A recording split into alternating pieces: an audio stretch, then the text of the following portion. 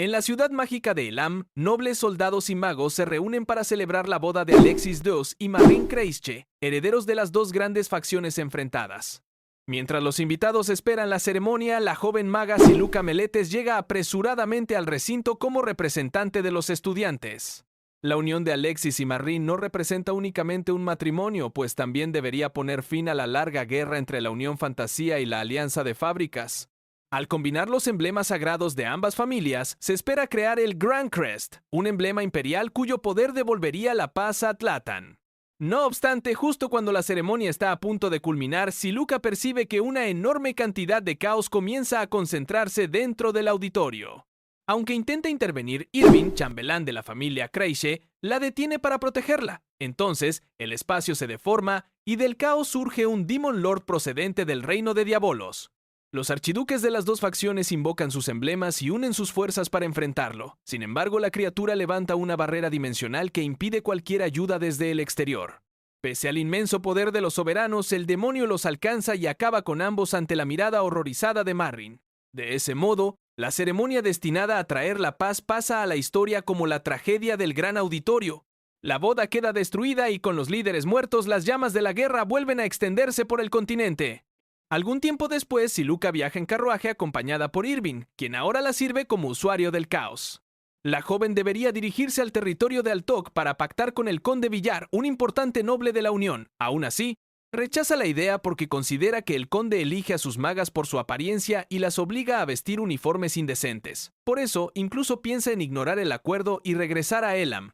Durante el trayecto, ambos atraviesan un pueblo arrasado por el caos, una imagen que recuerda a Siluca que muchos soberanos han olvidado su deber de proteger al pueblo. Mientras continúan su camino, un grupo de soldados afiliados a la Alianza detiene el carruaje. Como Siluca está destinada a servir a un conde de la Unión, los hombres la consideran una enemiga, aunque atacarla antes de que selle el pacto supondría violar los acuerdos de la Asociación de Magos. A pesar de la advertencia, el capitán decide capturarla. Siluca parece rendirse y les permite acercarse, pero su aparente resignación solo consigue que la tensión aumente. Antes de que los soldados actúen, un joven llamado Theo se interpone y les exige que dejen en paz a los viajeros. El pequeño emblema que lleva revela que es un soberano independiente, ajeno tanto a la Unión como a la Alianza. Su rango es insignificante y su técnica con la espada todavía resulta imperfecta. Sin embargo, Theo se enfrenta solo a todo el grupo porque no tolera que ataquen a personas inocentes. Además, les recuerda que los emblemas existen para defender a la gente del caos, no para alimentar ambiciones personales. Los soldados lo rodean, convencidos de que podrán derrotarlo con facilidad. Aún así, Theo resiste, aprovecha cada abertura y termina imponiéndose, mientras Siluca observa el combate sin intervenir para comprobar hasta dónde llega su potencial. De esta forma, aunque Irving reconoce que la esgrima del muchacho aún necesita mejorar, Siluca descubre en él algo mucho más valioso, una determinación que no depende de títulos ni alianzas. Cuando termina la pelea, Theo espera al menos cierto agradecimiento, pero Siluca asegura que nunca estuvo en peligro. Acto seguido se presenta y le pregunta cómo obtuvo su emblema. Theo explica que nació de un núcleo de caos después de derrotar a un monstruo y, al escuchar esa respuesta, Siluca quiere saber qué clase de mundo pretende construir con ese poder. Así, Theo le habla de Sistina, su tierra natal, una región castigada constantemente por monstruos y calamidades, pero también oprimida por el vizconde Rossini. Su intención es conseguir un título, regresar algún día y gobernar esas tierras para proteger a sus habitantes. Siluca señala que su rango actual ni siquiera le permitiría administrar una aldea, y que servir a Rossini sería el camino más rápido para obtener territorio. Sin embargo, Theo se niega a jurar lealtad a un tirano y afirma que alcanzará su objetivo por sus propios medios, sin importar cuántos años necesite. Precisamente porque esa convicción coincide con lo que busca en un soberano, Siluca decide ayudarlo. Para aumentar el poder del emblema de Theo, Siluca concentra el caos del entorno e invoca a Orthros, una bestia de 2 cabezas procedente del reino de Tartarus. Si Theo derrota al monstruo y absorbe su núcleo, podrá alcanzar el rango de caballero y pactar oficialmente con una maga. De modo que sin tiempo para prepararse, el joven se lanza a una lucha mucho más peligrosa que la anterior. La criatura lo golpea y acorrala en repetidas ocasiones, pero Theo se mantiene en pie hasta descubrir el momento adecuado para atacar. Finalmente consigue abatirla y absorbe su núcleo antes de que se disperse. Con el emblema elevado al rango de caballero, Siluca formaliza de inmediato un pacto con Theo y le promete lealtad eterna. El joven apenas puede reaccionar ante una decisión que ella prácticamente le impone. No obstante, desde ese instante quedan unidos como soberano y maga. Y antes de que Theo comprenda las consecuencias, Siluca anuncia cuál será su siguiente destino, la guerra. El primer objetivo es Mest Midric, señor de los soldados que intentaron capturar a Siluca. Mientras Mest discute con su mago Saturus por haber quebrantado los acuerdos, recibe la noticia de que Theo exige su castillo y su emblema. El noble se burla al descubrir que los atacantes son únicamente 3, pero Siluca está segura de que bastará. Además, Saturus se niega a defender a su señor, ya que el ataque contra una maga sin pacto invalida su contrato y debería costarle a Mest todos sus títulos. Sin el respaldo de su mago, Mest ataca personalmente a Theo. El combate es breve, pues el nuevo caballero bloquea su ofensiva y lo derrota. Aún entonces, Theo no busca matarlo. Le permite elegir entre entregar el emblema o perder la vida. Mest se rinde y cede formalmente su poder, que pasa a integrarse en el emblema de Theo. Como consecuencia, el joven también hereda el castillo y las tierras que estaban bajo su dominio, aunque siente compasión por el hombre al que acaba de despojar. Sin embargo, Irving le recuerda que quienes realmente merecían compasión eran los habitantes abandonados por Mest. A continuación, Saturus se ofrece a negociar con el vizconde Shakes para que los demás señores reconozcan al nuevo gobernante. Siluca, en cambio, rechaza esa salida y declara que Theo anunciará su afiliación a la Unión, aún sabiendo que esa decisión lo enfrentará con todos los territorios vecinos vinculados a la alianza. Theo empieza a comprender que Siluca no piensa esperar años para cumplir su sueño. Ella pretende convertirlo en un verdadero señor y conducirlo hasta Sistina, aunque para lograrlo tengan que desafiar el equilibrio político de toda la región. Por ahora, Theo cuenta con un emblema más poderoso, un territorio recién conquistado y 2 aliados capaces de guiarlo. Pero, al mismo tiempo, su nombre acaba de entrar en una guerra mucho mayor de lo que imaginaba. Después de apoderarse del castillo de Mest Midric y declarar su afiliación a la Unión, Theo deja de ser un soberano insignificante para convertirse en una amenaza a ojos de sus vecinos. La noticia llega rápidamente hasta Lassig David, señor del territorio de Savis, quien interpreta la aparición del joven como una oportunidad perfecta. Con la guerra cada vez más cerca, Lassig cree que puede conquistar sus tierras, absorber su emblema y aumentar su propio poder antes de que los demás nobles reaccionen. Aunque invadir ese dominio significa cruzar la frontera, su ambición pesa más que cualquier riesgo y ordena preparar un ataque inmediato. Mientras tanto, Theo contempla desde el castillo el territorio que acaba de heredar y todavía no consigue asimilar que todo aquello le pertenece. Los 3 asentamientos de la región ya lo han reconocido como señor y de hecho sus habitantes agradecen la caída de Mest porque soportaban impuestos demasiado elevados. Por ese motivo, Theo propone no cobrarles nada. Sin embargo, Siluca le explica que gobernar también requiere recursos y que las buenas intenciones por sí solas no bastan para mantener un territorio. La conversación lleva a Theo a recordar Sistina. Su pueblo natal es pequeño y pobre, y sus habitantes trabajan sin descanso solo para sobrevivir. Muchos terminan muriendo en medio de la miseria, razón por la que él abandonó la isla con el propósito de fortalecerse y regresar algún día. Aún así, una parte de Theo teme haber utilizado su sueño como excusa para huir. Siluca rechaza esa culpa y considera que el deseo de salvar a su gente demuestra precisamente que posee los ideales que ella busca. Además, admite que sus propios métodos pueden resultar implacables, pues está dispuesta a utilizar todos los medios necesarios para alcanzar el objetivo de su soberano. Sin embargo, antes de pensar en Sistina, deben conservar las tierras que ya poseen. Irving informa de que los nobles vecinos probablemente intentarán arrebatárselas y señala a Lassig como el primero que se moverá. Aunque su territorio es modesto, el señor de Savis ha aumentado sus fuerzas y contratado mercenarios. Theo propone reunir un ejército similar, pero Siluca sabe que ningún guerrero competente serviría todavía a un soberano desconocido. Por consiguiente, decide recurrir a una vieja amiga mientras Irving vigila los movimientos del enemigo. Para ponerse en contacto con ella, Siluca invoca al príncipe Bulgari, un Kate Sid del reino de Tir na Nog, y le pide que busque a Aishela. Acto seguido, Theo pregunta por qué su maga se entrega tanto a su causa. Siluca confiesa que nunca quiso pactar con los soberanos convencionales, ya que la mayoría lucha únicamente por poder. En cambio, admira al legendario First Lord Leon y desea servir a alguien que no abandone sus principios. Theo insiste en que su sueño no resulta tan grandioso, pero Siluca le recuerda que intentar hacer feliz a todo un pueblo ya es un ideal extraordinario. Por eso, le pide que conserve esa voluntad y deje el resto en sus manos. Theo acepta confiar en ella y seguir sus indicaciones. Mientras tanto, Siluca contempla aquella alianza como el primer paso de su propia ambición. Al otro lado de la frontera, Lassig prepara 50 soldados y 5 mercenarios con casi toda la fortuna de su predecesor. Su mago Moreno le advierte que una derrota significaría perderlo todo. No obstante, Lassig está dispuesto a apostar su futuro. Además, Moreno conoce a Siluca y asegura que puede superarla. Con esa confianza, el ejército de Sabis marcha hacia el castillo de Theo. Cuando las tropas enemigas aparecen, Siluca sorprende a Theo al decirle que no necesita combatir y que solo debe estar presente como soberano. En ese momento llega Aishela, una poderosa usuaria del caos que estudió junto a Siluca. Su afectuoso reencuentro contrasta con la hostilidad que muestra hacia Theo, pues no comprende por qué su amiga ha pactado con él. Incluso lo amenaza si intenta aprovecharse de Siluca. Pese a esa bienvenida, Theo gana una aliada decisiva y Siluca considera que la batalla ya está ganada. Cuando Lassig ordena avanzar, Siluca distribuye a sus compañeros por el campo. Aishela cubre la derecha, Irving ocupa el centro y ella se encarga del flanco izquierdo. A continuación, altera el terreno mediante la magia y levanta una barrera que rompe la formación enemiga. Aishela se lanza contra los soldados con una fuerza arrolladora, mientras Irving atraviesa las líneas rivales con la precisión de un asesino. Así, los hombres de Lassig quedan separados y pierden rápidamente la superioridad que les concedían sus números. Sin embargo, Moreno había ocultado su presencia mediante magia de invisibilidad y aprovecha la confusión para atacar directamente a Siluca. Los dos magos se conocen, de modo que el enfrentamiento se convierte también en una prueba personal. Moreno pretende capturarla como rehén y obliga a Siluca a emplear magia de movimiento para desviar sus ataques.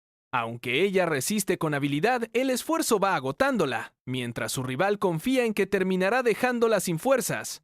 Entretanto, Aishela destroza las filas enemigas y hasta muestra interés por la valentía de uno de los mercenarios, mientras Irving neutraliza a los soldados y derrota al capitán Gluck. Desde la retaguardia, Theo comprende que no puede limitarse a observar. Es su primer campo de batalla, pero consigue identificar el punto donde hacen falta refuerzos y corre para ayudar a Siluca. Su llegada interrumpe el duelo con Moreno y permite que la maga se retire, aunque Theo deja claro que no pretende sustituirla. Ha entendido que aquel combate le pertenece a ella. Al mismo tiempo, el ejército de Lassig se derrumba y el propio soberano queda frente a Theo. Ambos estudian sin encontrar una abertura clara hasta que los hombres de Theo anuncian que han capturado a Moreno. A pesar de ello, el mago asegura que su señor jamás se rendirá para salvarlo. Sin embargo, Lassig observa la derrota de sus tropas y comprende que continuar solo provocaría más pérdidas. Entonces baja su espada y en lugar de limitarse a entregar el emblema, pide convertirse en subordinado de Theo. Lassig no renuncia a sus aspiraciones. Por el contrario, calcula que bajo el mando de Theo podrían conquistar Sabis, Clovis y Forbis, pues su ambición no consiste en alcanzar el trono imperial, sino en gobernar algún día un reino propio. Siluca acepta su propuesta y Lassig cede una parte de su emblema, que queda subordinado al de Theo. Gracias a esa incorporación, Theo asciende al título de barón y suma tanto un nuevo territorio como dos aliados experimentados. No obstante, su crecimiento ya empieza a llamar la atención de poderes mucho mayor. Tras convertirse en varón y sumar a Lassig entre sus subordinados, Theo continúa atrayendo aliados inesperados. Una noche, una sacerdotisa llamada Priscilla Farnese aparece ante el castillo y asegura que Dios le ha encomendado apoyarlo en su lucha contra el caos. Siluca desconfía de inmediato de la iglesia del emblema, pues sus sacerdotes piden a los soberanos que entreguen unos emblemas que representan su propia voluntad. Priscilla, por su parte, considera a los magos sirvientes del demonio por utilizar el caos, de modo que ambas chocan desde el primer momento. Sin embargo, Theo sabe que la joven recorre las tierras curando heridas y enfermedades y, pensando en el bienestar de sus habitantes, decide recibirla. El tiempo avanza y las fuerzas de Theo acumulan nuevas victorias. Con los soberanos más importantes derrotados o convertidos en aliados, ya controlan el oeste de Sabis, y Lassig celebra que su señor pronto podría convertirse en rey de toda la región. No obstante, Siluca le recuerda que Theo no pretende expandirse por simple ambición. Su verdadero objetivo sigue siendo regresar a Sistina, derrocar al vizconde Rossini y liberar a su pueblo. Para conseguirlo, necesitarán colocarse en el bando contrario al de Rossini y obtener fuerza suficiente para desafiarlo. Como parte de ese plan, Siluca propone que Theo adopte el apellido Cornaro. Ese nombre perteneció a un héroe que unificó Sistina y expulsó el mal de la isla antes de ser traicionado por los Rossini. Al presentarse como heredero de su legado, Theo podría despertar entre los habitantes la esperanza del regreso de su antiguo salvador. Aunque comprende que Siluca pretende convertir el nombre en una herramienta política, acepta porque desea honrarlo y porque enfrentarse a Rossini coincide plenamente con su voluntad. Desde ese momento pasa a llamarse Teo Cornaro. A continuación, Siluca encarga a Moreno negociar con Nabil, el vizconde que reclama el título de rey de Sabis. Para que Teo pueda cambiar su afiliación sin entregar sus dominios, necesitan que Nabile reconozca su independencia. Al mismo tiempo, Saturnus consigue un acuerdo secreto con el vizconde Shakes de Clovis, quien promete respetar a Teo mientras sus tropas no crucen sus tierras. Sin embargo, Saturnus advierte a Siluca de un problema diferente. Pese a todas las victorias, la gente apenas conoce a Teo y empieza a considerarlo un títere controlado por su maga. La observación la inquieta porque comprende que, aun actuando por el bien de su señor, quizá no ha prestado suficiente atención a sus sentimientos. Antes de que pueda hablar con él, la llegada de una emergencia interrumpe la conversación. Una explosión provocada por el caos ha incendiado una aldea cercana, y Teo se dirige allí junto con sus compañeros. Mientras los habitantes combaten las llamas, Priscilla atiende a un herido y demuestra el poder curativo de su emblema. Sin embargo, la calamidad todavía no ha terminado, pues del fuego aparece un salamander del reino de Éter. Teo intenta atacarlo con su espada, pero Siluca le advierte que una proyección de fuego no puede ser herida de esa manera. Por consiguiente, ordena a Aishela distraer a la criatura y envía a Theo e Irving a evacuar a los aldeanos. Después, levanta un muro de agua para contener al monstruo y finalmente consigue engullirlo. Aún así, el último ataque del salamander la sorprende, y Teo se interpone para protegerla antes de que pierda el conocimiento. Cuando Siluca despierta al mediodía siguiente, descubre que Theo ha pasado toda la noche ayudando a extinguir el incendio. Además de estar exhausto, tiene heridas por haberla cubierto, pero solo se preocupa por comprobar que ella se encuentra bien. Su reacción permite que Siluca entienda que Teo no rechaza sus planes ni se siente ignorado. Al contrario, le agradece haberle mostrado un camino que antes parecía imposible y confirma que desea regresar a Sistina al frente de un ejército llevando el apellido Cornaro. Desde ese momento, ambos acuerdan tomar juntos las decisiones, de manera que el proyecto deje de ser únicamente la estrategia de Siluca y se convierta en la voluntad compartida de soberano y maga. Sin embargo, el siguiente obstáculo surge de inmediato. Moreno regresa con la noticia de que Nabil se niega a reconocer la independencia de Teo y pretende resolver la disputa mediante la guerra. Convencido de que todas las tierras de Sabis le pertenecen, el vizconde reúne sus fuerzas para aplastar al nuevo varón. Como respuesta, Siluca envía cartas a los soberanos independientes y les pide ayuda, aunque ninguno confirma que aportará soldados. Ante la enorme diferencia entre ambos ejércitos, Teo llega a plantearse entrar solo en territorio enemigo para evitar que otros mueran por él.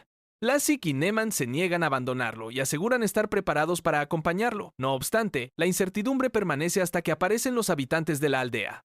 Agradecidos porque Teo salvó su hogar, quieren luchar a su lado. Él se resiste porque considera que el deber de un soberano es proteger a su gente, no pedirle que entregue la vida. Entonces Priscilla le explica que también debe aceptar los sentimientos de quienes desean defender aquello que aman. Al comprenderlo, Teo despliega su emblema y crea la bandera Patriot, capaz de infundir coraje, confianza y resistencia entre quienes combaten bajo ella. Por primera vez, no se limita a recibir las estrategias de Siluca, sino que se presenta ante el pueblo como su verdadero señor y les pide que le confíen sus vidas. La población responde al llamado, y aquella bandera se convierte en el símbolo de una causa que empieza a trascender las conquistas territoriales. Poco después, el ejército de Nabil inicia el ataque. Teo encabeza a sus hombres mientras Aishela, Irving y los magos golpean distintos puntos de la formación enemiga.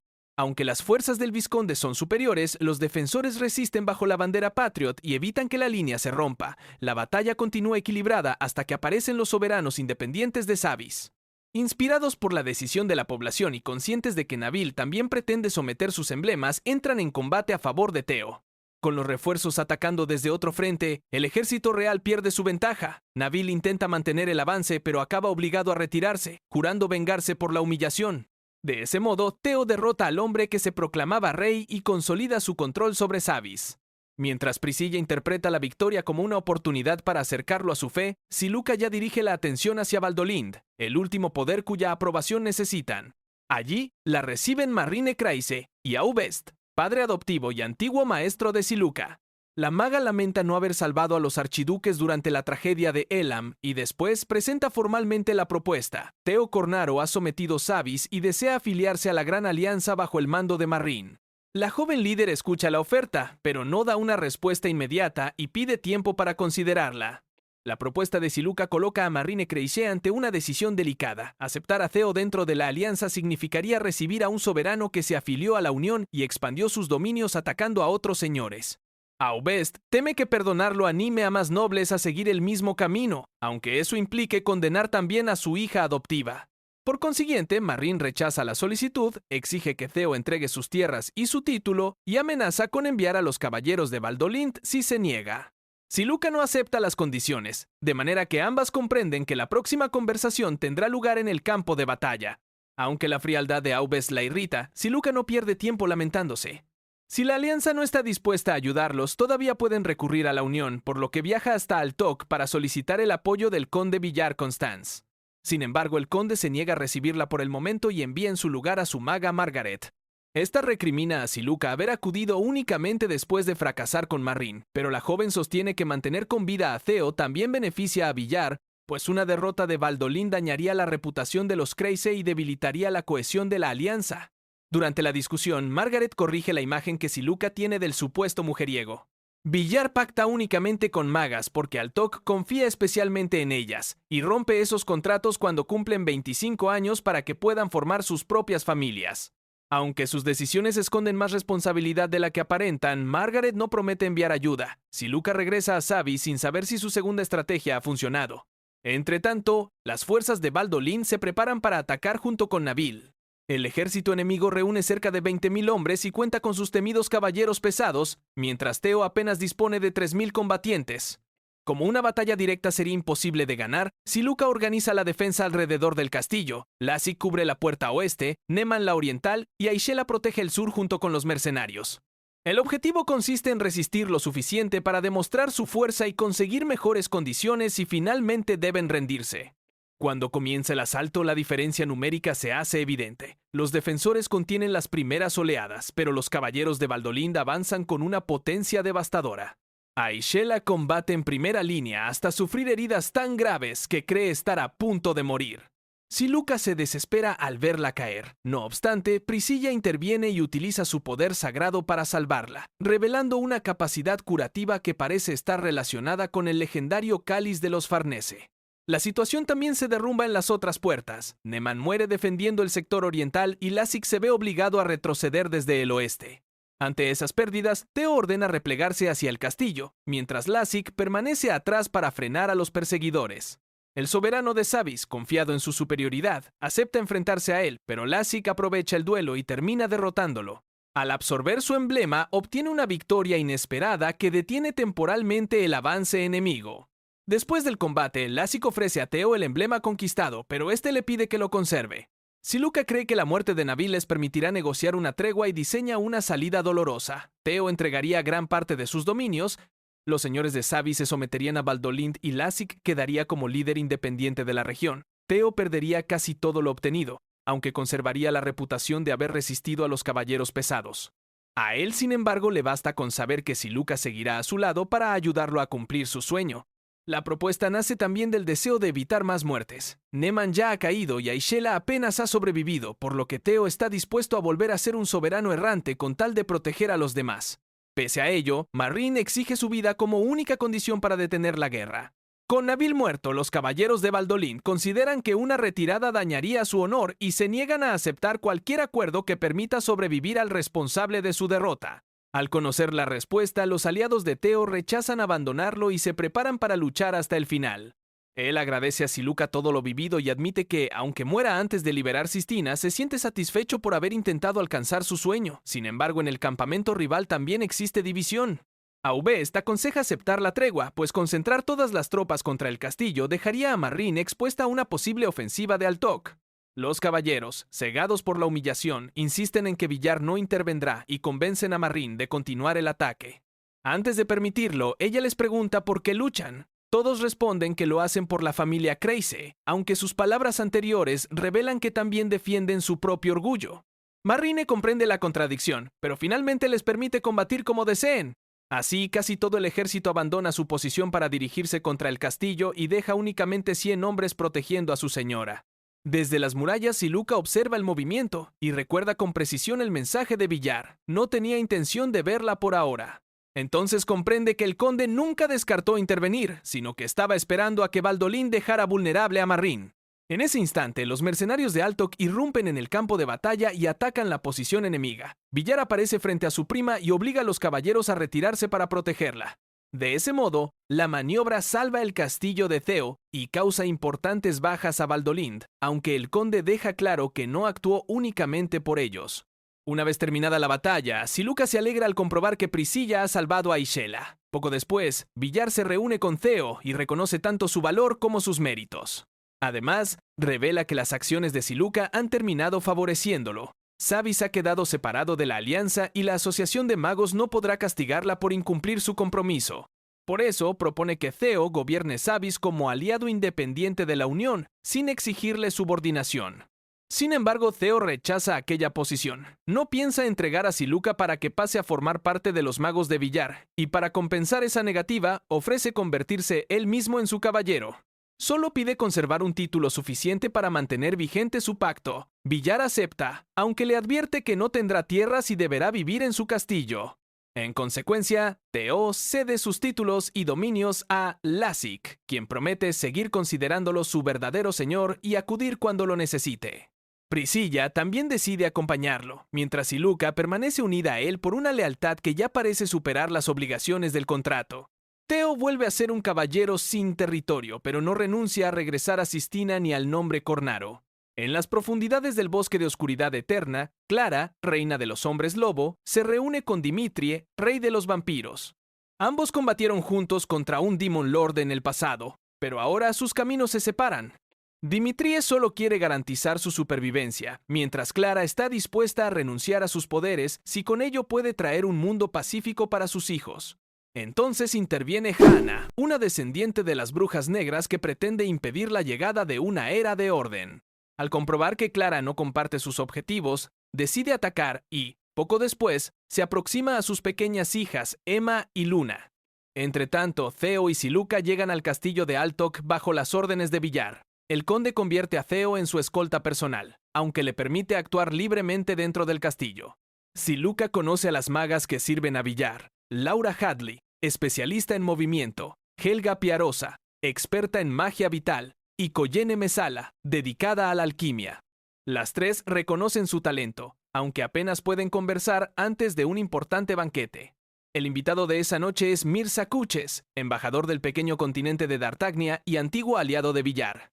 Después de pasar 5 años viajando por Atlatan, Mirza regresa convencido de que la muerte de los archiduques ha dejado el puesto de emperador al alcance de cualquiera.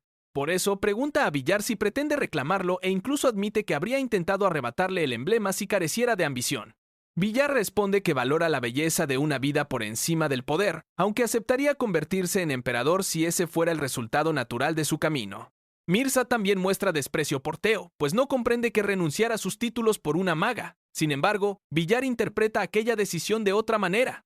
Si Lassik, un hombre tan ambicioso, ha confiado su futuro a Theo, significa que el joven posee aspiraciones capaces de inspirar a otros. Además, Lassik no se ha apropiado realmente del poder recibido, sino que conserva el título de su antiguo señor mientras gobierna Sabis en su nombre. Por consiguiente, Theo sigue avanzando incluso después de haberse quedado sin tierras. Mientras se adapta a Altok, Theo estudia la historia del territorio junto a Siluca. Hace siglos, un Demon Lord sembró la destrucción durante 10 años, de modo que sus habitantes aprendieron a convivir con el caos para sobrevivir.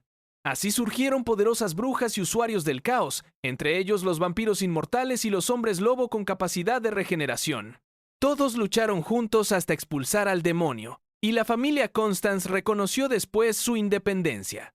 Al comparar esa fortaleza con la impotencia de Sistina ante Rossini, Theo comprende que gobernar Altok podría enseñarle cómo movilizar algún día a su propio pueblo. Poco después, Villar presenta a Selma, matriarca de las Brujas Blancas, y encarga a Theo y Siluca una misión en el bosque de oscuridad eterna. Los hombres lobo han abandonado su aldea para entrar en territorio de los vampiros, algo que nunca había ocurrido desde la formación de su alianza. Villar ya intentó hablar con Clara, pero ella ocultó el motivo de sus movimientos, por lo que teme que esté a punto de estallar un conflicto. En realidad, Hannah ha secuestrado a Emma y Luna para obligar a Clara a entrar en el bosque. La reina moviliza a los suyos para recuperar a sus hijas, aunque al llegar al castillo decide avanzar sola para no poner a nadie más en peligro. Su hijo Jon recibe la orden de esperar, pero la incertidumbre y el deseo de proteger a su familia mantienen a todos los hombres lobo en máxima tensión. Cuando Theo y Siluca llegan como emisarios de Villar, los guerreros se niegan a explicar lo ocurrido y les ordenan marcharse. Sin embargo, una proyección de Dimitri aparece y permite que ambos entren como invitados. Jon desconfía del vampiro y promete perseguirlo si su madre o sus hermanas sufren algún daño, mientras Theo asegura que hará cuanto esté en sus manos para traerlas de regreso. Al entrar en el castillo, los emisarios se encuentran con el verdadero Dimitri y le preguntan por Clara. El vampiro revela que Jaana fue quien la llevó hasta allí y, aunque no aprueba sus métodos, tampoco piensa detenerla. Entonces explica el motivo de su alianza con la Bruja Negra. Si los soberanos reúnen algún día sus emblemas y crean el Gran Crest, el orden sustituirá al caos. En consecuencia, los emblemas de caos desaparecerán, y Dimitri, cuya inmortalidad depende de ellos, encontrará un final definitivo. Atemorizado por la muerte, desea devolver el mundo a la época oscura del Gran Caos. Sus palabras hacen que Siluca sospeche que también está relacionado con la tragedia del Gran Auditorio. Theo se dispone a combatir, pese a reconocer la enorme diferencia de poder, pero Dimitri no desea luchar y se limita a revelar que Clara permanece prisionera en el sótano. De ese modo, permite que los emisarios intenten salvar aquello por lo que la reina acudió al castillo antes de desaparecer y dejar a Jaana sola. En las mazmorras, Clara apenas puede regenerarse después de soportar los ataques de la bruja. Jaana quiere extraer su núcleo de caos para invocar a otro Demon Lord y amenaza con matar después a sus hijas. En ese momento llegan Theo y Siluca, quienes se presentan como emisarios de Villar y se enfrentan a ella. Jaana utiliza plantas y criaturas invocadas para acorralarlos, mientras Theo protege a Siluca de sus ataques. Aunque ambos resisten, la Bruja Negra conserva la ventaja gracias a sus múltiples recursos. La situación cambia cuando Emma y Luna entran en combate para defender a su madre.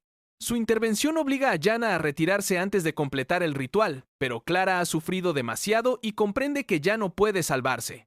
Antes de morir, confía a sus hijas a Theo y les pide que vivan con fuerza y sabiduría. Así, la familia abandona el castillo llevando consigo el cuerpo y la voluntad de una reina que sacrificó la vida por proteger a los suyos. Durante el funeral, los hombres lobo recuerdan a Clara como una gobernante valiente, una madre bondadosa y una defensora de todo su pueblo. Jon agradece a Theo y Siluca haber recuperado tanto a sus hermanas como el alma de su madre. A partir de entonces, los habitantes del bosque juran obediencia a Villar y prometen ofrecer apoyo militar, conscientes de que Dimitri puede regresar y de que Jaana continúa representando una amenaza. Como recompensa y nueva responsabilidad, Villar entrega a Theo la administración del Bosque de Oscuridad Eterna. El joven acepta porque considera que gobernar una tierra marcada por el caos será una preparación útil para Sistina. Además, decide entrenar hasta adquirir la fuerza necesaria para ganar la batalla que le espera. Siluca comparte su determinación, mientras Emma y Luna se unen a sus recorridos para aprender a combatir. Medio año después de la tragedia del Gran Auditorio, los soberanos de la Unión convocan por fin una reunión en Jalesia. Villar no muestra demasiado entusiasmo, pero comprende que debe asistir, especialmente después de su intervención en Sabis. Aún así, sabe que Alexis Dus, líder de la Unión y antiguo prometido de Marrin, no desea comenzar una guerra abierta contra la Alianza. Por consiguiente, el encuentro puede definir si ambas facciones continúan avanzando hacia el conflicto o encuentran otra forma de resolver sus diferencias. Mientras se prepara para el viaje, Villar descubre que ha olvidado el 25º cumpleaños de Margaret. Según su costumbre, esa edad marca el final del pacto con una maga, pues quiere permitir que sus servidoras regresen a sus hogares y formen una familia. Aunque Margaret preferiría permanecer a su lado, el conde se niega a concederle un trato especial. En cambio, encarga a Siluca organizar una celebración de despedida y anuncia que Theo, Lassig y ella lo acompañarán a Jalesia. La presencia de Theo tiene un motivo personal, ya que Federico Rossini, el hombre que domina Sistina, también asistirá a la reunión. Durante la fiesta, las magas agradecen a Margaret sus años de servicio. Siluca lamenta no haber podido aprender más de la mujer conocida como Margaret del Fuego Infernal, pero ella le recuerda que, al rechazar el pacto con Villar y arrastrarlo después a sus conflictos, ha contraído una gran deuda. Por eso, antes de marcharse, deja al Toc y al conde bajo su cuidado. El banquete da paso a un baile de despedida. Villar y Margaret comparten la pista con una cercanía que revela lo mucho que significan el uno para el otro, aunque ninguno intenta alterar la decisión tomada. Inspirada por la escena, Siluca propone bailar con Theo. Él nunca ha participado en algo semejante y tropieza mientras intenta seguir el ritmo, pero ella lo guía hasta que ambos consiguen coordinarse. A pesar de la torpeza, el momento refuerza la confianza que ha crecido entre Soberano y Maga. Sin embargo, Mirza observa a Theo con desagrado y lo conduce fuera para retarlo con la espada. Theo emplea un escudo y se concentra en resistir, pues su estilo consiste en proteger a los demás antes que buscar la victoria. Mirza rechaza esa filosofía. Según él, un escudo solo salva a quien lo sostiene, mientras que eliminar al enemigo impide que ataque a cualquier aliado. Así, considera que un verdadero soberano debe avanzar, vencer y aceptar las muertes necesarias para poner fin a la época del caos.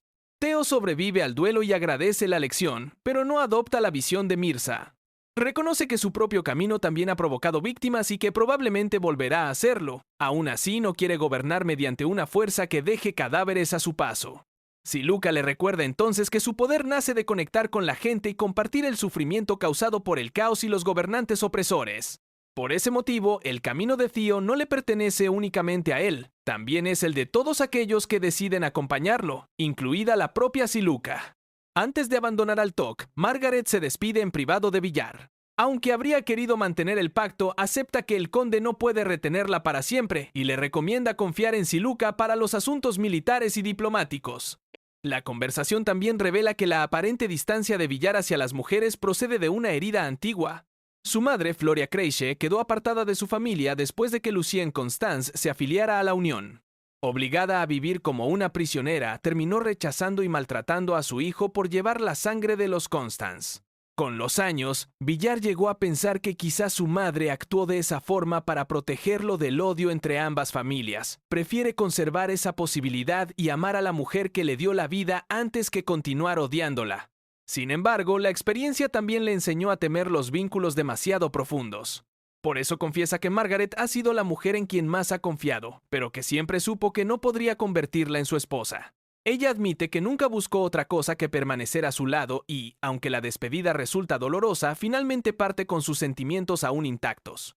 Poco después comienza la marcha hacia Jalesia. Mirza decide viajar por tierra con el grupo, mientras Siluca expone una operación destinada a fortalecer la posición de Villar antes de la reunión. El dominio de Lassig sobre Savis ha inquietado a los soberanos vecinos de Forbis y Clovis. En consecuencia, el ejército someterá ambos reinos, incorporará a quienes deseen abandonar la alianza y derrotará a aquellos que permanezcan fieles a ella. Después llegará hasta Ismella, donde Villar podrá presentarse ante la Unión llevando 2 nuevos territorios como prueba de su poder. La fuerza principal se dirige a Clovis, mientras Theo y Lassig avanzan hacia Forbis. Varios soberanos locales se presentan voluntariamente para afiliarse a la Unión, pero el rey Jericho Orric decide continuar del lado de la alianza. También permanecen leales el barón Brannis, conocido como la serpiente venenosa de Forbis, y el barón independiente Radovan. Ante esa resistencia, Siluca propone dividir las tareas. Theo se encargará de Radovan y Lassig irá contra el castillo de Brannis. Lassig rechaza llevar soldados y se presenta solo ante su enemigo. Le ofrece conservar la vida y marcharse con cuanto pueda cargar si entrega el emblema en un plazo de 3 días. Brannis finge buscar una negociación amistosa, pero en realidad ordena a sus hombres asesinar al mensajero y apoderarse de su poder. Lassig esperaba la traición y aprovecha el momento en que la serpiente venenosa muestra sus verdaderas intenciones para acabar con él. A continuación, se deja rodear por los soldados del castillo. Lejos de quedar en desventaja, explica que, cuando un guerrero combate solo contra muchos, estar cercado facilita la lucha porque todo cuanto se encuentra a su alrededor es enemigo. Entonces, derrota por sí mismo a la guarnición y demuestra una vez más la fuerza que sostiene su ambición. Tras la masacre, perdona al mensajero Nicolás y le ordena contar al ejército de Savis lo sucedido, pues la fortaleza terminará cayendo sin su señor.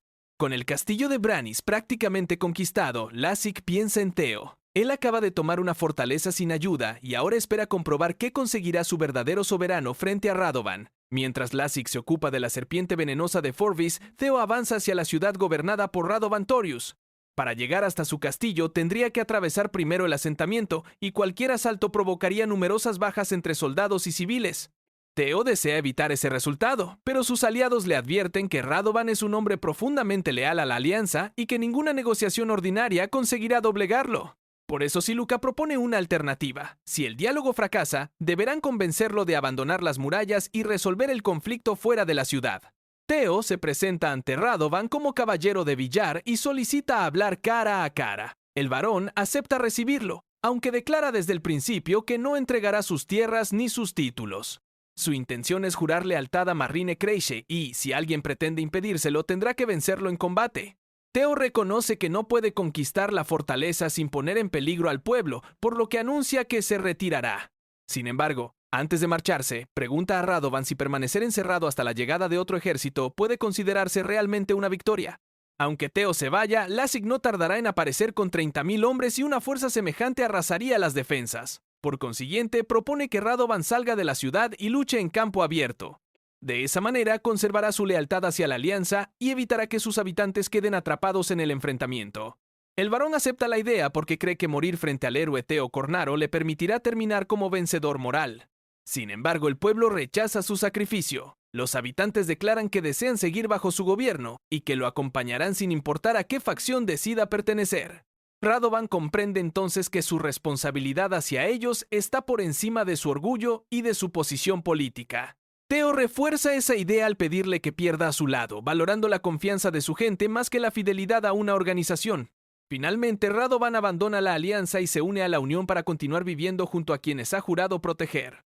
El varón entrega su emblema y se prepara para aceptar cualquier castigo, siempre que nadie robe o asesine a sus habitantes. Teo le garantiza su seguridad y le explica que Lassig sabrá reconocer su valor. Radovan se sorprende porque el joven no busca ni gloria ni poder y al comprender que también protege a la población enemiga, decide que preferiría servirlo directamente. Como Theo continúa subordinado a Villar, no puede aceptar esa lealtad de forma plena. Aún así, le permite portar temporalmente una parte de su emblema y lo reconoce como soberano subordinado. De ese modo, la ciudad cambia de bando sin derramar sangre. La noticia coincide con las demás victorias de la campaña. Lassig derrota al rey Jericho Orric y conquista Forbis en solo 5 días. En Valdolin, Marrin recibe los informes con preocupación.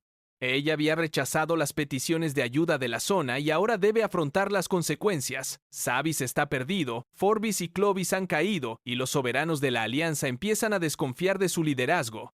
Aún así, no puede enviar refuerzos mientras el territorio permanezca desorganizado, por lo que ordena vigilar cuidadosamente cualquier cambio de lealtad.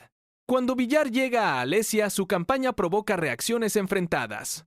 Algunos lo consideran un héroe capaz de golpear a la alianza antes de que Marrine consolide su fuerza. Otros lo acusan de desobedecer la decisión de reducir los combates.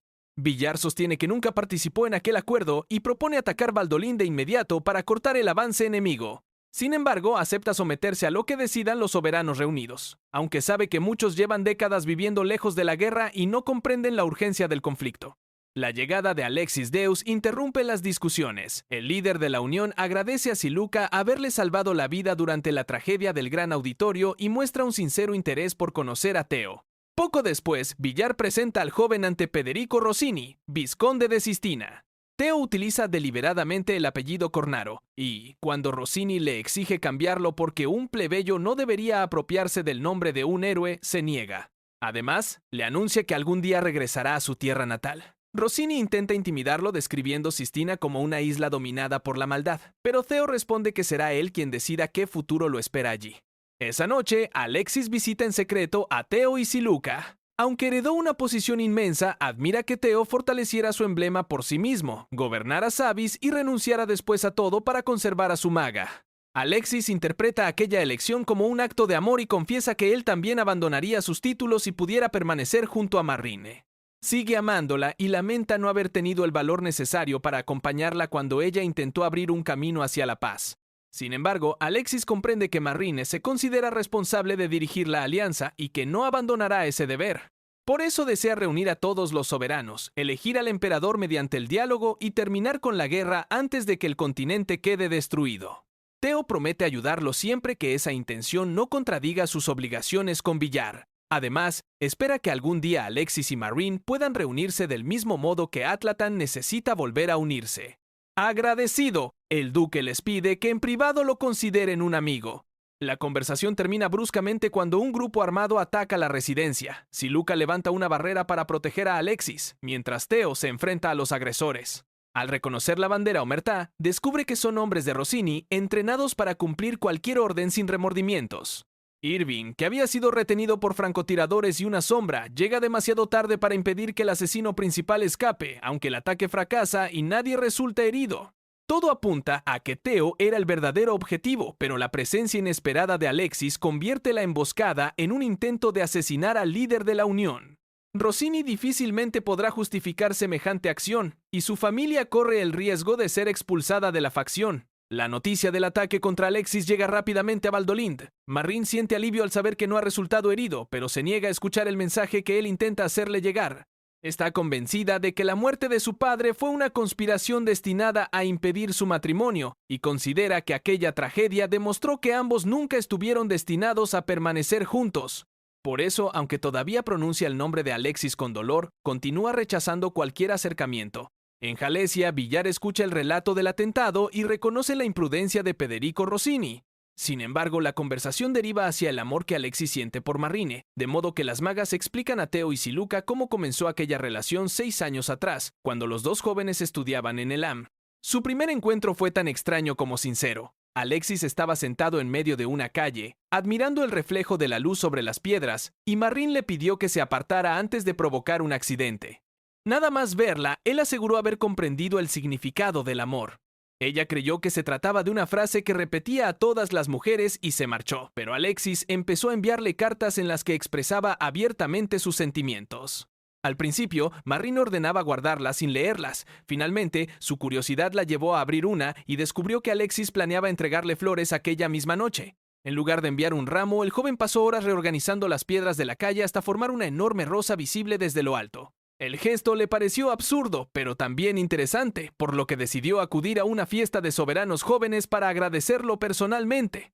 Allí, un noble intentó tocarla pese a su rechazo. Alexis intervino para defenderla, aunque recibió una paliza porque no era un guerrero capaz de imponerse por la fuerza.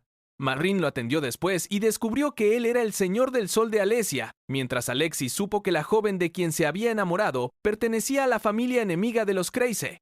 Para él, sin embargo, los apellidos no importaban dentro de Elam. Su corazón había reaccionado antes de conocer su posición y eso le bastaba. Marrine comprendía que una relación entre ambos solo podía terminar en tragedia. Aún así, las cartas de Alexis la habían conmovido y le entregó su primer beso como agradecimiento por la rosa. Después intentó despedirse para siempre, pero él prometió no olvidarla porque todo su ser había quedado grabado en su corazón.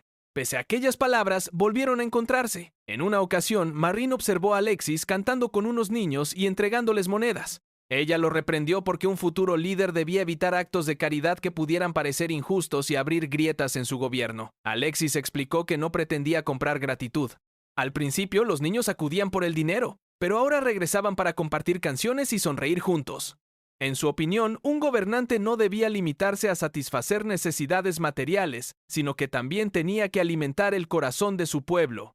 Marrine consideraba aquel ideal ingenuo, aunque la felicidad de los niños demostraba que no era imposible. Entonces entendió tanto la clase de líder que Alexis deseaba ser como el motivo por el que se había enamorado de él. Finalmente, prometió convertirse en su esposa y le pidió que esperara hasta que pudiera ir a buscarlo. Alexis aseguró que jamás olvidaría sus sentimientos porque ella era la única persona capaz de saciar su corazón.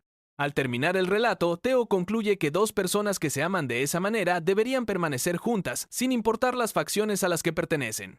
Sin embargo, la reunión de soberanos demuestra hasta qué punto la política continúa interponiéndose. El primer asunto consiste en castigar a Federico Rossini por el atentado, y todos aprueban su expulsión de la Unión. A continuación, el señor Dawson acusa a Villar de haber iniciado una guerra contra la Alianza y de haber dificultado cualquier reconciliación. Villar permite que Theo explique el origen del conflicto. El joven recuerda que tomó las tierras de Mest después de que éste violara los acuerdos de la Asociación de Magos.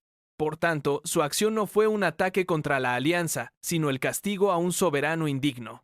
Después fueron los territorios aliados quienes lo atacaron por declarar su afiliación a la Unión, hasta que Valdolin desplegó a sus caballeros y obligó a Villar a intervenir.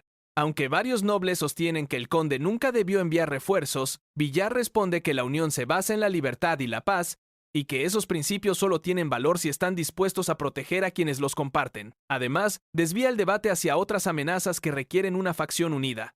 Gracias a su habilidad política, transforma las acusaciones en una defensa de los intereses comunes y consigue que los soberanos aprueben la guerra contra la Alianza. Alexis preferiría evitar el enfrentamiento, pero acepta la decisión mayoritaria. Aún así, considera que no posee la experiencia necesaria para dirigir a la Unión durante una guerra y propone entregar el liderazgo a Villar. El conde rechaza el honor porque su sangre también pertenece a los Kreische y no desea encabezar una lucha contra su prima. Después reafirma a Alexis como el líder más adecuado y utiliza su autoridad para favorecer una nueva negociación de paz. Villar comprende que ha perdido la oportunidad de golpear a la alianza antes de que reorganice sus fuerzas. Sin embargo, los soberanos apoyan la vía diplomática y envían a Marrin una propuesta para retomar el acuerdo anterior a la tragedia del Gran Auditorio. El matrimonio con Alexis uniría a las familias de los archiduques y permitiría restaurar la paz. La oferta coloca a Marrine frente a la promesa que una vez hizo en Elam. Podría reunirse con el hombre que todavía ama y terminar con el conflicto, pero para ella aceptar después de perder Savis, Forbis y Clovis significaría abandonar su responsabilidad como líder. En lugar de responder a Alexis, ordena preparar una guerra contra Stark, cuyo soberano se niega a subordinarse. Si consigue ese territorio, obtendrá la base necesaria para atacar al Tok y debilitar a Villar. Así, Marrine se despide en silencio de Alexis y elige avanzar como cabeza de la alianza. La decisión de Marrin de atacar Stark obliga a sus vecinos a buscar ayuda. Pavel Murad pide a Villar que intervenga antes de que Baldolin conquiste su territorio, mientras Mirza promete conseguir soldados de Dartagnia si el conde entra en combate. Siluca también considera que Altok debe actuar, incluso si para ello necesita separarse de la Unión. Sin embargo, Villar se niega a traicionar a Alexis únicamente porque la reunión no aceptó su estrategia. Su honor y su lealtad pesan más que la ventaja militar, de manera que ordena a Siluca regresar junto a Theo y deja la defensa de Stark en manos de Pavel.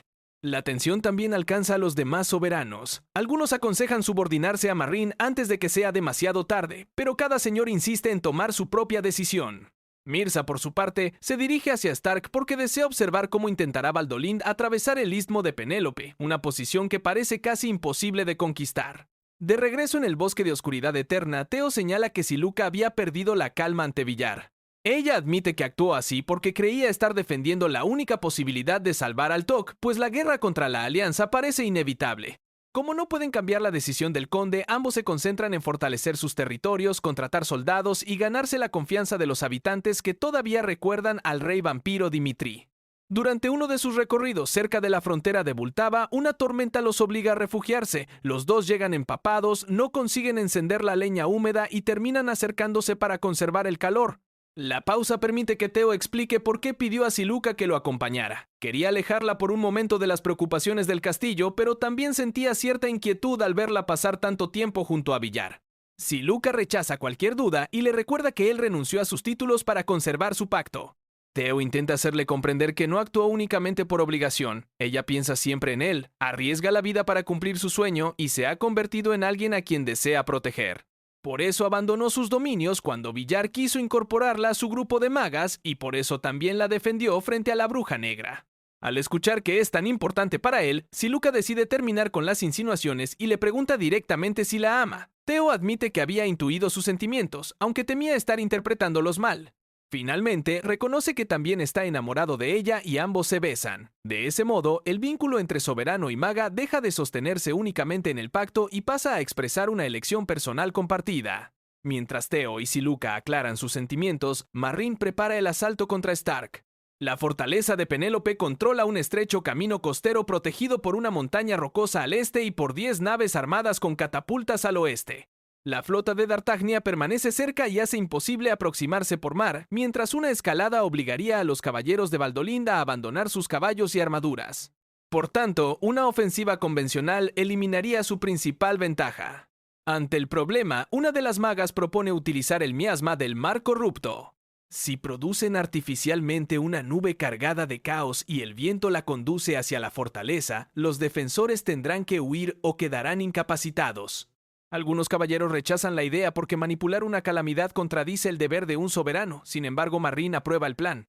No piensa convertirse en una líder benévola pero inútil y está dispuesta a cargar con una mala reputación si eso le permite unificar el continente. Además, ordena no aceptar la rendición de Pavel ni de sus aliados. Su propósito es demostrar qué les espera a quienes desafíen Baldolin y obligar a los territorios indecisos de Bultava y Oselle a elegir un bando. Al mismo tiempo, solicita establecer contacto con Mirza, pues sabe que necesitará la fuerza de D'Artagnan para enfrentarse a Villar. Cuando el viento cambia, las magas generan el miasma y lo empujan hacia Penélope. Los defensores intentan resistir cubriéndose el rostro, convencidos de que la flota de Myrsa acudirá en su ayuda. No obstante, el príncipe se limita a observar. Una vez que la nube incapacita a los soldados, los caballeros de Valdoline irrumpen en la fortaleza y eliminan cualquier resistencia. Pavel cae ante Marine, quien se apodera de su emblema y demuestra que la familia Kreische está dispuesta a vencer por el método más práctico, sin conceder piedad a sus enemigos. Myrsa encuentra interesante la brutal eficacia del ataque. Poco después, Laila y Kamji, sirvientas de Marine, le transmiten que la líder de la alianza desea reunirse con él. El príncipe acepta, pero exige que ella acuda sola. Marine comprende el peligro de la cita, aunque también sabe que sin D'Artagnan jamás podrá derrotar a Altok. Además, considera que Villar no merece convertirse en gobernante supremo porque no posee la voluntad necesaria para unificar el continente. Durante el encuentro, Marine explica que pretende cumplir el sueño de su abuelo Jürgen y de su padre Matías, reunir el continente y fusionar todos los emblemas sagrados para poner fin a la época del caos. Myrsa comparte el deseo de una autoridad única, pero cuestiona si ella ha abandonado realmente su amor por Alexis. Marine insiste en que pertenece al pasado, de modo que el príncipe le exige demostrar que ha dejado atrás su inocencia como condición para luchar a su lado. La propuesta resulta humillante y Marine lo considera despreciable. Aún así, acepta pasar una noche con él porque necesita su ejército y porque está decidida a sacrificar incluso sus sentimientos personales por la alianza. Deja claro que ese acto no la convertirá en propiedad de Myrsa, y él asegura comprenderlo. Para ambos, se trata de una ceremonia que marca el comienzo de su cooperación, no de una relación afectiva.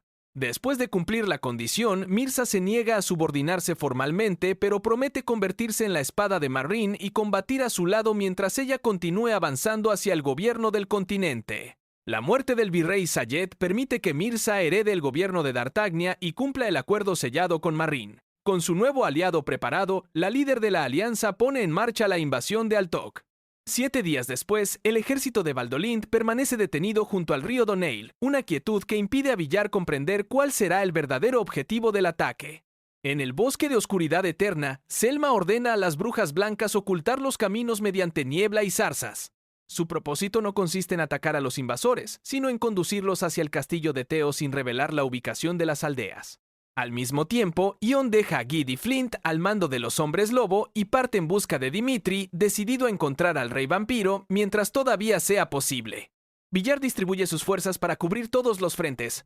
Solicita refuerzos a Selge, conde de Regalia, a Solón, rey de Kilgis, y a Edkia, reina de Hamán, cuyo castillo naval podría proteger la costa. También permite que Lassik ataque Oseye, pues sabe que mantenerlo a la defensiva limitaría su talento. Por último, encarga a Theo de detener al ejército de Bultava, que avanza con 5.000 soldados hacia el bosque de oscuridad eterna.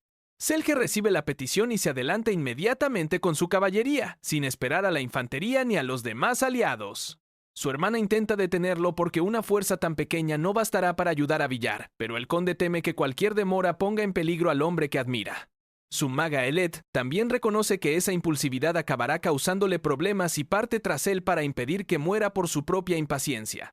Mientras tanto, Edkia moviliza su castillo naval, la única nave de guerra que necesita Hamán. En otro territorio, Solon reúne a sus hombres como si estuviera preparando una representación teatral. Les entrega cerveza, les ordena ponerse máscaras y declara que interpretarán a héroes invencibles en una obra cuyo final todavía puede ser una comedia o una tragedia. Con aquella mezcla de humor y determinación, el ejército de Kilgis marcha hacia Altok. Theo afronta una desventaja todavía mayor. Frente a los 5.000 soldados de Bultava, apenas dispone de 200 combatientes y de los usuarios del caos del bosque. Aunque han pedido voluntarios en las aldeas, no saben cuántos responderán. A pesar de ello, Theo rechaza encerrarse en el castillo. Está convencido de que el enemigo no llegará hasta allí, y decide salir a su encuentro antes de que atraviese el bosque. En la costa, Villar recibe el aviso de que varias naves se aproximan desde el sureste. Al principio parece posible que Myrsa venga a auxiliarlos, aunque su llegada resulta demasiado temprana. La duda desaparece cuando Margaret desembarca y revela la verdad. Myrsa se ha unido a la alianza después de asesinar a su padre y exterminar a todos los clanes que se oponían a él. Ella, que nació en D'Artagnan, escapó para advertir a Villar y regresar junto al señor al que nunca dejó de servir. Poco después comienza el ataque naval. Las naves de Myrsa se aproximan a toda velocidad, y una de ellas embiste directamente contra la formación de Altok. El príncipe sacrifica su propio barco, ordena a la tripulación lanzarse al agua y aborda personalmente la nave de Villar, convencido de que matarlo merece cualquier precio. Sin embargo, el conde resiste el duelo el tiempo suficiente para retirarse, mientras sus almirantes cubren a los aliados y reorganizan la flota. La presencia de Myrsa cambia por sí sola el rumbo del enfrentamiento. Los barcos de D'Artagnan persiguen a los defensores y destruyen a quienes quedan aislados, de modo que Villar entiende que la única forma de recuperar el equilibrio será eliminar al nuevo virrey. Margaret promete acompañarlo cuando llegue ese momento.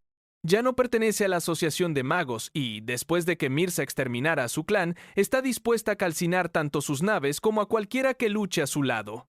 Mientras la batalla naval continúa, Theo observa que el número de voluntarios del bosque ha duplicado sus fuerzas. Los habitantes apenas respondían cuando él visitaba sus aldeas, pero siguieron viendo que nunca los ignoraba y finalmente decidieron combatir bajo su mando. Siluca comprende que gobernar no siempre exige una aceptación inmediata. A veces basta con permanecer cerca, escuchar y permitir que la confianza crezca con el tiempo. En tierra, la precipitación de Selge lo conduce directamente a una trampa. El ejército de Valdolind rodea a su caballería y le corta la retirada antes de que lleguen los refuerzos. Cuando la situación parece perdida, Solon aparece con sus hombres, rompe el cerco y entrega caballos al conde para que pueda escapar. No piensa permitir que el hermano de Villar muera allí, aunque salvarlo significa quedarse frente a todo el poder enemigo. Marrine ordena cerrar cualquier ruta de huida y aniquilar al ejército de Kilis. Solon acepta el desafío como la escena final de su obra y organiza a los soldados en una formación circular.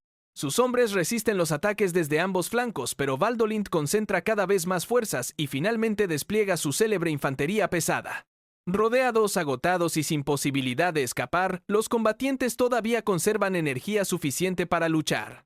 La resistencia termina después de causar numerosas bajas a la alianza. Solon felicita a sus soldados y los llama verdaderos héroes, asegurando que abandonarán juntos aquel mundo imperfecto para alcanzar uno ideal. Poco después, la infantería pesada acaba con el ejército de Kilis y toma la vida de su rey. Así cae el telón de la representación, mientras Selge logra regresar gracias al sacrificio de quien acudió a rescatarlo.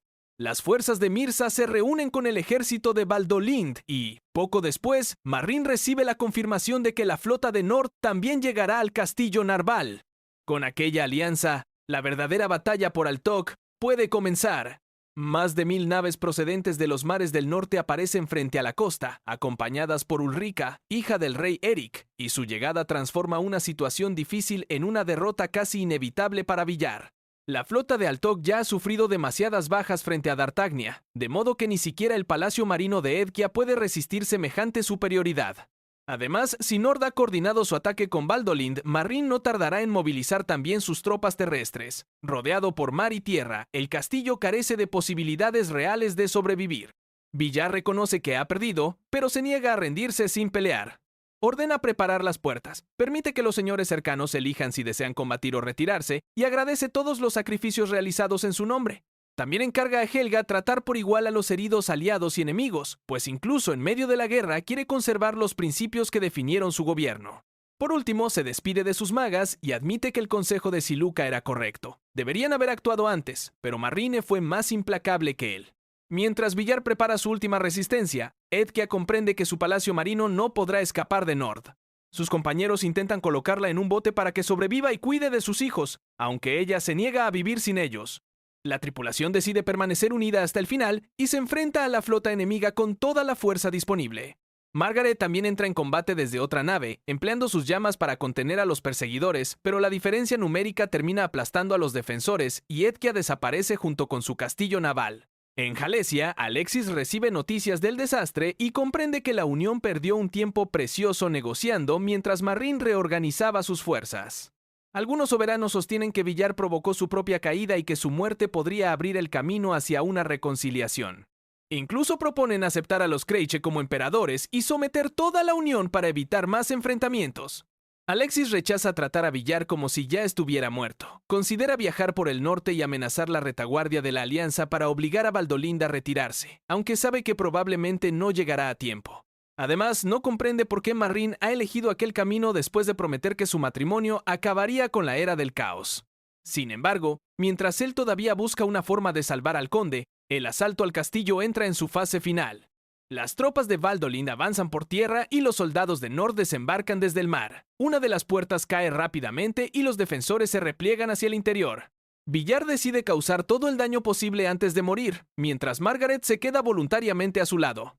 El conde lamenta no haberle ofrecido una vida más feliz, pero ella asegura que permanecer junto a él es precisamente lo que desea.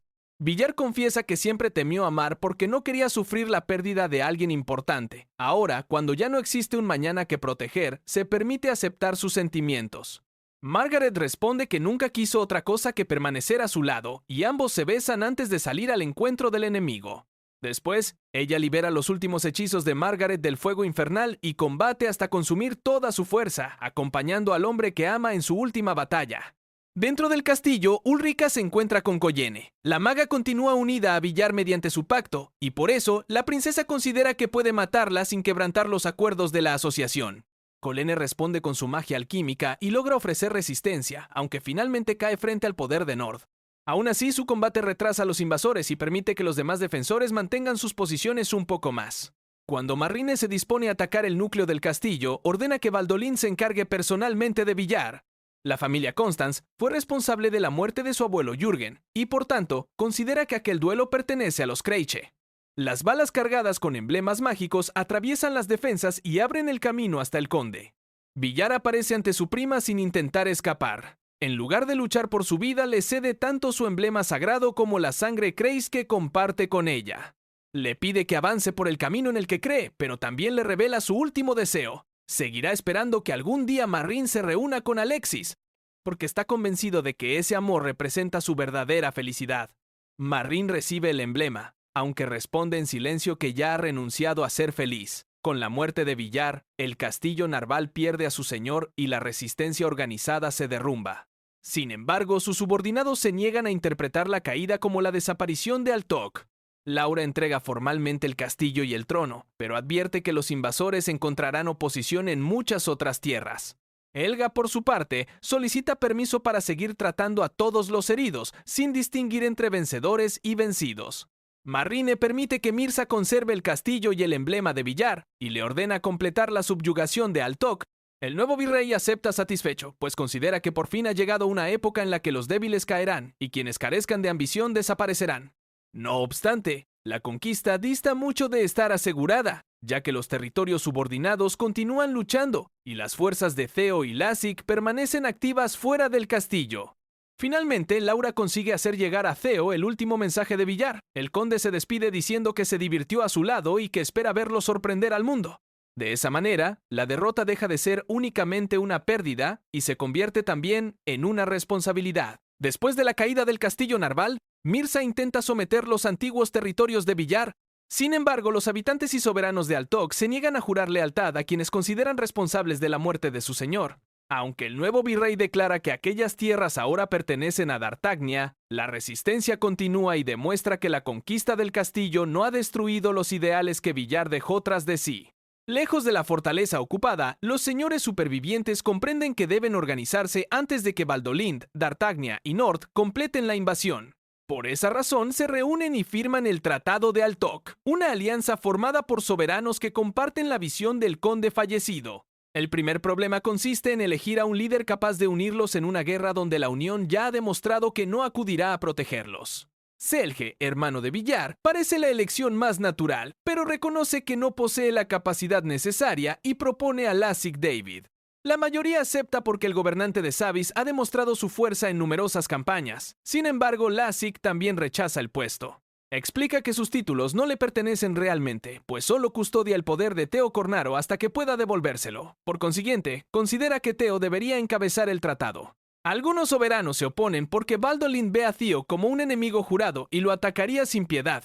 Además, aunque respetan a Lassig, todavía no consideran que su antiguo señor sea digno de recibir la misma confianza. Theo acepta esa desconfianza y se niega a reclamar una posición que aún no ha ganado.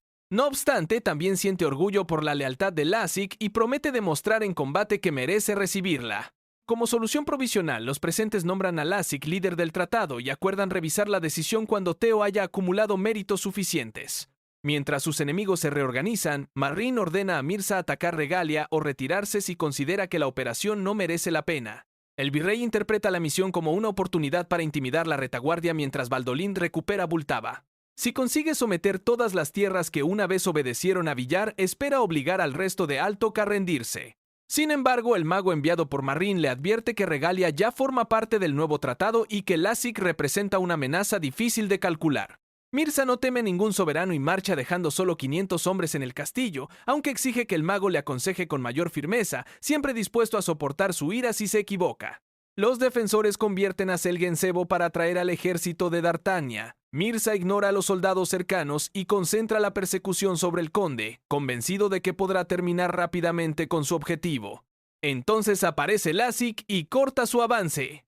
El duelo demuestra que ambos están a un nivel extraordinario. Lassik sobrevive por poco a los ataques de Mirza, mientras el virrey reconoce que no puede derrotarlo con facilidad. La llegada del ejército de Igor Constance inclina finalmente la situación. Al quedar en desventaja, Mirza ordena retirarse y regresa a sus dominios, molesto por haber perdido la oportunidad de matar a Lassik. Aún así, el enfrentamiento confirma que el Tratado de Altok cuenta con fuerzas capaces de resistir al guerrero más peligroso de la alianza. Al mismo tiempo, Marrin llega hasta el castillo de Theo con un ejército superior. Aunque considera que el joven debe ser eliminado por encabezar una declaración de guerra, no desea enfrentarse a él sin antes conocerlo personalmente. Auves solicita una reunión privada y Theo acepta porque también tiene algo que decirle. Para Siluca, el encuentro supone además la oportunidad de volver a ver a su padre adoptivo, un hombre tan obediente a la Asociación de Magos que incluso intentó matarla cuando rompió las reglas durante sus estudios. La conversación entre Theo y Marrin comienza con cortesía, pero pronto alcanza el motivo real del conflicto. Theo explica que Alexis lo considera un amigo y que todavía la ama con todo su corazón. También transmite las últimas palabras de Villar, quien deseaba que ambos terminaran juntos. Marrin responde que ella y Alexis fueron ingenuos al creer que su boda bastaría para traer la paz, pues no comprendieron que existen fuerzas interesadas en conservar la era del caos. Por eso ha decidido unificar el continente mediante la guerra. Si los emblemas sagrados continúan fusionándose, quienes manipulan los acontecimientos desde las sombras acabarán rebelándose, y entonces podrá derrotarlos para establecer una era gobernada por soberanos. Marrin sabe que ese método derramará una enorme cantidad de sangre, pero está dispuesta a asumir el precio. Theo rechaza ese camino y promete recuperar los ideales que ella abandonó. Confía en que Siluca le mostrará cómo alcanzar una paz que no dependa de conquistar todo por la fuerza.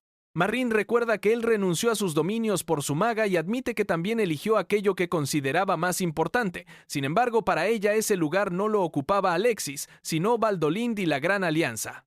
Ninguno desea combatir contra el otro, pero Marrin debe recuperar las tierras y Theo se niega a retirarse. Por tanto, se despiden sabiendo que volverán a verse en el campo de batalla. Aún así, Theo no renuncia a unirla con Alexis. Ante sus soldados, convierte aquella aspiración en un grito compartido y les pide luchar por el amor de ambos. Siluca siente vergüenza por la escena, pero comprende que su soberano pretende recordar a Marrin que es realmente importante. Entonces llega una noticia inesperada. El conde Kraut Gallas ha derrotado al ejército de Nord en el norte y amenaza la retaguardia de Baldolind. Marrin se ve obligada a retirarse antes de atacar el castillo. La retirada abre una oportunidad completamente distinta. Siluca propone aprovechar el desplazamiento del conflicto hacia el norte para marchar sobre Sistina. Si Theo derrota a los Rossini y libera su tierra natal sin depender de un gran ejército, demostrará su valor ante todos los miembros del tratado y podrá reemplazar a Lassik como líder. Además, dará el primer paso hacia una posición desde la que algún día pueda hacer realidad la unión entre Alexis y Marrin. Aunque conquistar la isla con sus propias fuerzas parece imposible, Lassik apoya el plan y promete encargarse de la guerra en Altok. Theo acepta finalmente regresar a casa y cumplir el juramento que originó todo su camino. La noticia llega pronto a Federico Rossini, quien comprende el peligro de permitir que alguien utilice el nombre Cornaro en una isla donde ese héroe todavía simboliza esperanza.